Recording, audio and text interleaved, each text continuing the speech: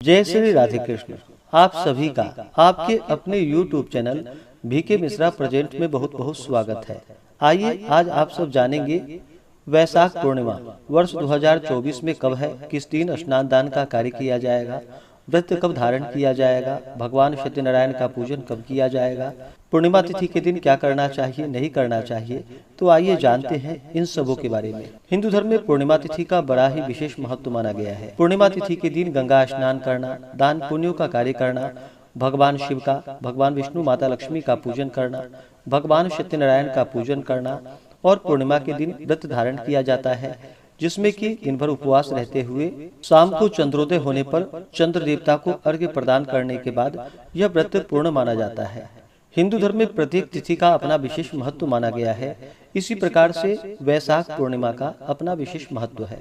वैशाख पूर्णिमा के दिन, जो कि धर्मराज व्रत, सत्य विनायक पूर्णिमा एवं बुद्ध पूर्णिमा के नाम से इस दिन को जाना जाता है। इस दिन भगवान बुद्ध का जो कि निर्वाण हुआ था, इस दिन को बुद्ध जयंती के रूप में जाना जाता है।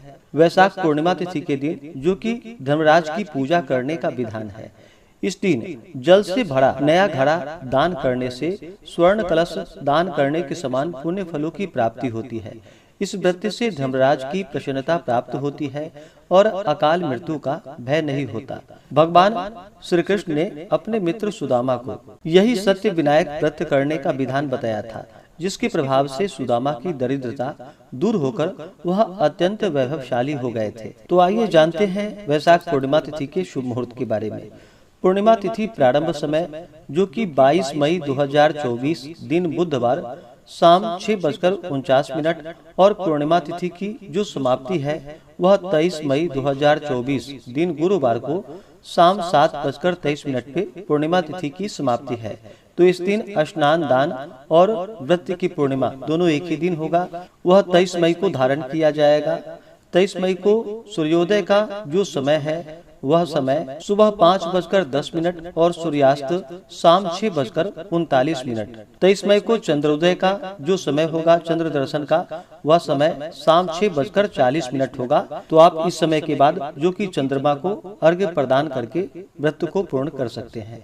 23 मई को ब्रह्म मुहूर्त का जो समय होगा वह समय सुबह 4:04 से सुबह 4:45 तक ब्रह्म मुहूर्त का समय होगा। ब्रह्म मुहूर्त के समय में ही गंगा स्नान का कार्य संपन्न करे तो यह अनंत फलदायी होता है। 23 मई को योग जो कि परिध योग होगा, दोपहर 12:12 तक। उसके बाद शिव योग। इस दिन सर्वार्थ सिद्धि योग भी बन रहा है, जो कि सुबह 9:15 से शुरू होकर के अगले दिन सुबह 5:26 तक होगा। नक्षत्र जो कि विशाखा नक्षत्र सुबह 9:15 तक होगा। उसके बाद अनुराधा नक्षत्र। गोधूली मुहूर्त का समय शाम 7:08 से शाम 7:29 तक होगा। राहु काल का समय 23 मई को दोपहर 1:36 से दोपहर 3:17 तक होगा। राहु काल समय के दौरान कोई भी शुभ कार्य या नया कार्य नहीं करना चाहिए, यह लाभकारी नहीं होता है, इस बात का ध्यान रखें। पूर्णिमा तिथि के दिन सुबह उठ करके ब्रह्म मुहूर्त में नित्य क्रियाओं से निवृत्त होकर के गंगा नदी में स्नान करना चाहिए। जो भी भक्तजन व्रत को धारण करने वाले हैं उन्हें व्रत का संकल्प लेना चाहिए। पूर्णिमा तिथि के दिन जो कि 32 पूर्णमासी का व्रत धारण किया जाता है, इस व्रत में जो कि भगवान शिव, माता पार्वती, माता चंडिका का पूजन किया जाता है और इस दिन भगवान विष्णु, माता लक्ष्मी का पूजन किया जाता है। साथ ही पूर्णिमा तिथि के दिन जो कि भगवान सत्यनारायण का पूजन किया जाता है, तो विशेष प्रकार से भगवान सत्यनारायण का पूजन शाम के समय में करना चाहिए। वैशाख पूर्णिमा के दिन जो कि धर्मराज के निमित्त जल, पूर्ण कलश और पकवान दान देने से गोदान के समान फल होता है। यदि 5 या 7 ब्राह्मणों को शर्करा सहित तिल दे तो सब पापों का क्षय हो जाता है। इस दिन शुद्ध भूमि पर तिल फैलाकर उस पर पूंछ और सींगों सहित काले मृग का चर्म बिछावे और उस पर सब प्रकार के वस्त्रों सहित दान करे तो अनंत फल होता है।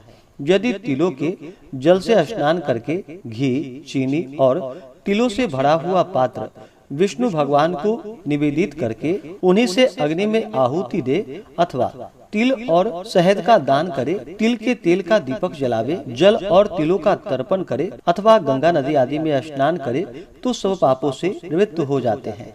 यदि इस दिन एक समय भोजन करके पूर्णिमा, चंद्रमा अथवा सत्यनारायण का व्रत करे तो सब प्रकार के सुख, संपदा और श्रेय की प्राप्ति होती है। वैशाख पूर्णिमा तिथि के दिन जो कि शुद्ध और सात्विकता का पालन करना चाहिए, इस दिन ब्रह्मचर्य का पालन करना चाहिए। तामसिक वस्तुओं का, नशीले पदार्थों का सेवन नहीं करना चाहिए।